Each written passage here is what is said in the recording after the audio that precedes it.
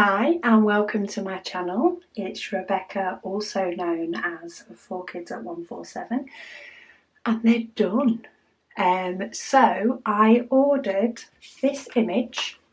Oh, got my little piece of paper from my inventory sheet. This image in 5 different sizes from HomeFun. I did a comparison video when I of course got the actual paintings themselves, but they have now all been done. So this is a little bit different to my Alice in Wonderland comparison. So for the Alice in Wonderland, I picked a very busy picture on purpose, and that was to show that when you have an extremely busy picture, you do need to go big to actually see some of the detail.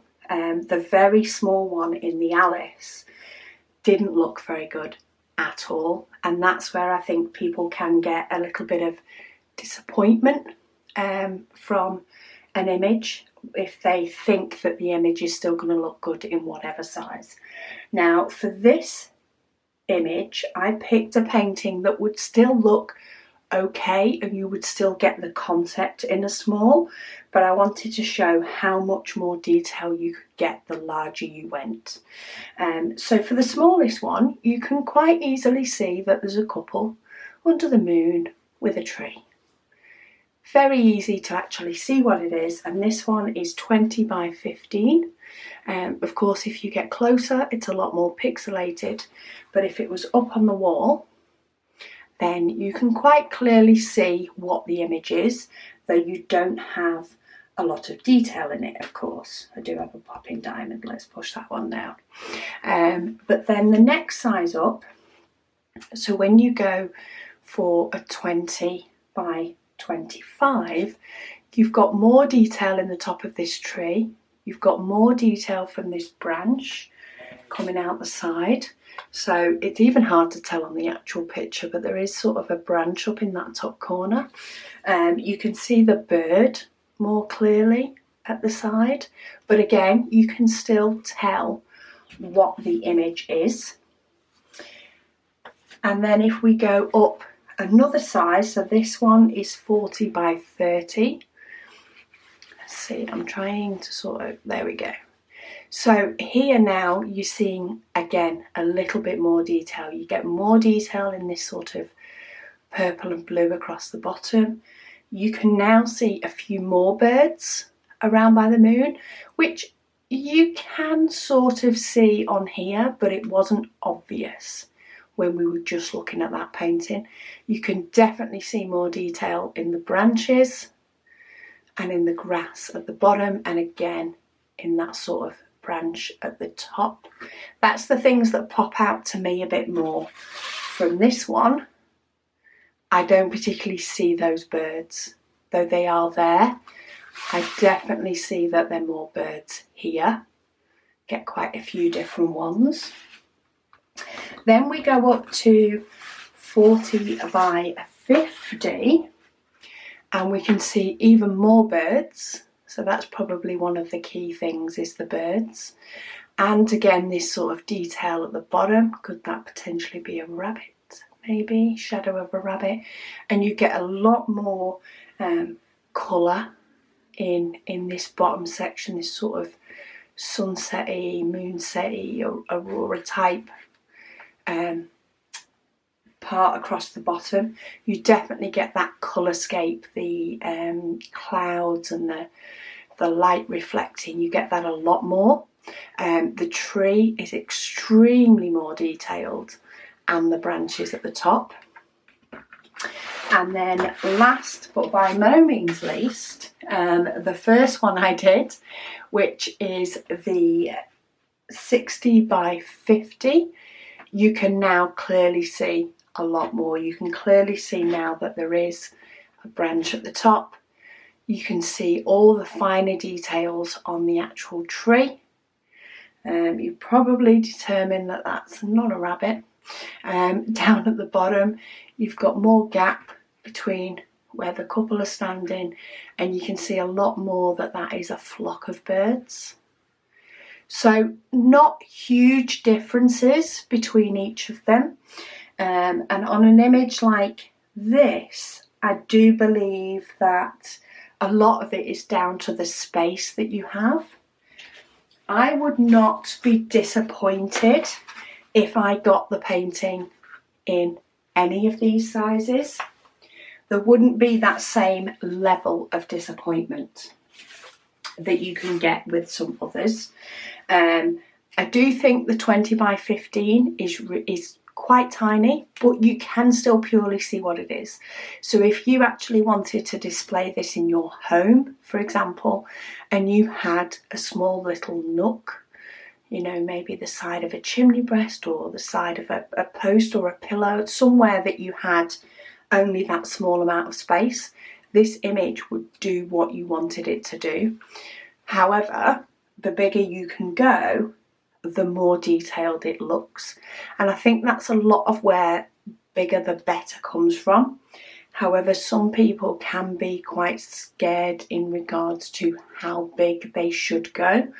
And sometimes they go bigger than they need to. So hopefully this video will help you decide what sort of size, dependent on what it is that you're doing. So just to confirm again, we've got the 20 by 15, which still looks like the image. We've got the 25 by 20, little bit more clarity in things, especially the tree. And if that's what you're ordering it for, then maybe you are better in the likes of the 30 by 40. It gives you that more colour scape, I think, across the bottom as well. Bit more variety. Then we've got the 50 by 40, which is a really, really nice sharp image. And then we have the bigger 60 by 50, which is even more sort of clarity in it, I'd say, especially, as I say, when it comes to the trees.